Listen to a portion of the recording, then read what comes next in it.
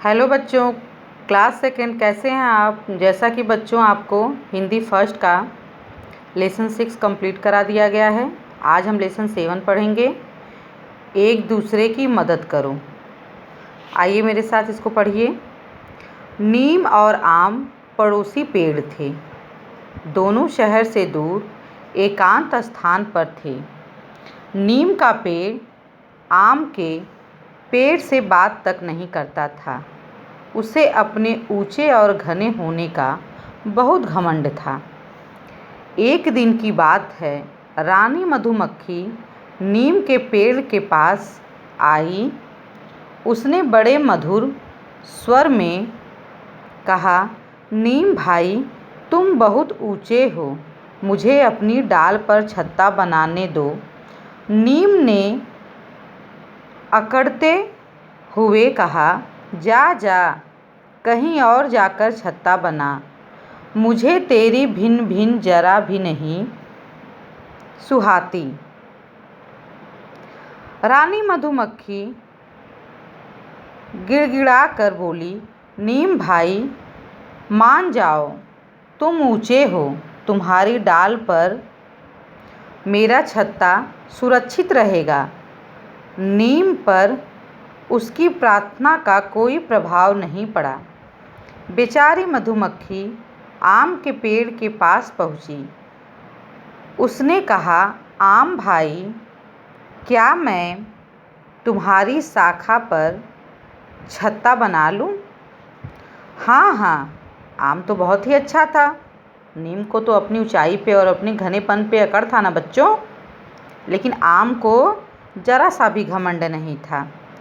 आम ने बड़े प्यार से कहा।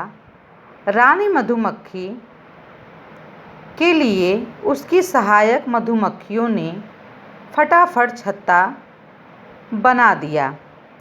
दूर दूर से रस लाकर उन्होंने छत्ते में इकट्ठा करना शुरू कर दिया। सारा दिन वहाँ भिन्न भिन्न होती थी। आम का पेड़ चुपचाप सब सहता था।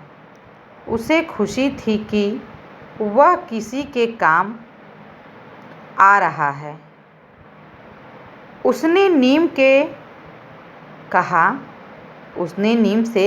कहा, भाई, नेक्स्ट पेज पे देखिए, तुमने मधुमक्खी को मना करके अच्छा नहीं किया। तुमने मधुमक्खी को मना करके अच्छा नहीं किया।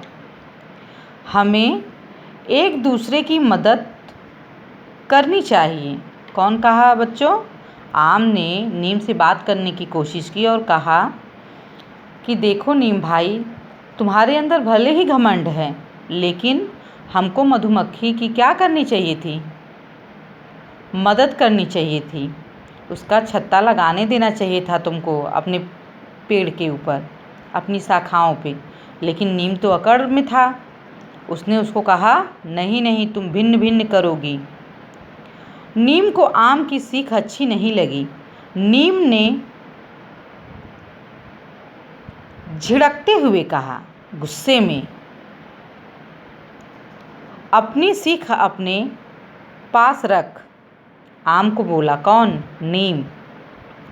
एक दिन दोपहर के समय 2-3 आदमी हाथ में कुल्हाड़ी लेकर वहाँ आए।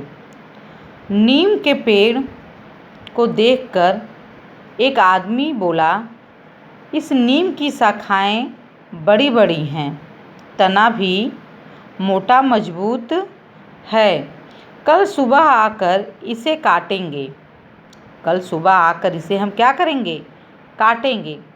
दूसरा आदमी बोला, इस आम के पेड़ की भी कुछ डालें काटकर ले चलेंगे। तीसरे आदमी ने छत्ते की ओर इशारा करते हुए कहा, ना बाबा ना, आम की डालों को तो हाथ भी नहीं लगाना। वहाँ मधुमक्खियों का छत्ता है, हमें काट खाएगी मधुमक्खियाँ। नीम का पेड़ उनकी बातें सुनकर थर थर काँपने लगा। वह रोते हुए अपने पड़ोसी पेड़ से बोला, आम भाई मुझे बचा लो। जब इंसान को या पेड़ पौधों को जब भी तकलीफ़ होती है तो किसके पास जाते हैं? अपने पड़ोसी के पास जाते हैं और कहते हैं कि मुझे बचा लो। वह रानी मधुमक्खी से भी बोला, रानी मधुमक्खी आप एक छत्ता मेरी शाखा पर भी बना लो। रानी मधुमक्खी भुनभुनाकर बोली, मैं क्यों बनाऊं छत्ता? जब मैंने प्रार्थना की थी तब क्या तुमने सुनी थी? नीम का पेड़ फूट फूट कर रोने लगा। पछताने के सिवाय वह और कर ही क्या सकता था। दूसरे दिन सुबह सुबह वे आदमी कुल्हाड़ी लेकर आ पहुँचे काटने के लिए। बच्चों, उसकी शाखा, उसकी डालों को काटने के लिए कौन आ गया? वो जो आदमी लोग गांव के थे, वो जो बात कर रहे थे, वही लोग आए थे। नीम के पेड़ की तो सांस ही रुक गई।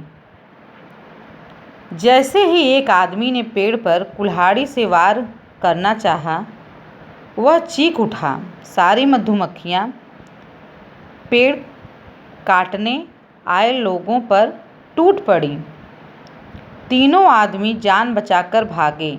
रानी मधुमक्खी बोली, घमंडी नीम, आम दादा को धन्यवाद दो।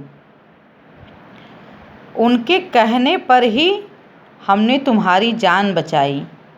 कभी न भूलो कि एक दूसरे की मदद करने से ही जीवन में सुख मिलता है। बच्चों, इस पाठ को पढ़ने से हमको ये पता चलता है कि हमको एक दूसरे के साथ मिलकर उसकी सहायता करनी चाहिए। आप इस लेसन को अच्छे से पढ़िएगा।